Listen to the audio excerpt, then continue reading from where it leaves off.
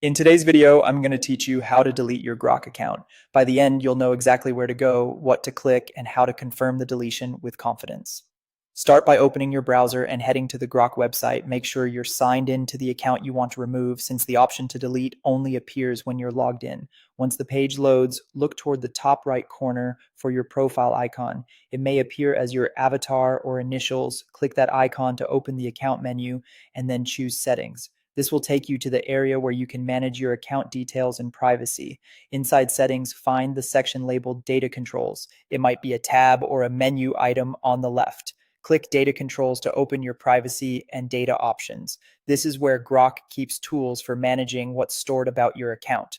Within Data Controls, look for the Delete Account option. Depending on your screen size, you might not see it immediately. If it's not visible, simply scroll down the page. When you find Delete Account, click it to begin the removal process. Some pages place a second Delete Account button further down to prevent accidental clicks, so continue scrolling if prompted and click Delete Account again to proceed. At this point, follow the on-screen prompts. Grok may ask you to verify that it's really you by entering your password or typing your email address. These checks help protect your account from accidental or unauthorized deletion.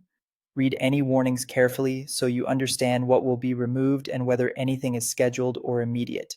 If you have any important information in your account, take a moment to confirm you no longer need it. When you're ready, confirm the final deletion. This last confirmation is the point of no return, so be sure you're certain. After you confirm, Grok will begin the account deletion process. You may be signed out automatically and you should no longer have access to your profile or data once the process completes.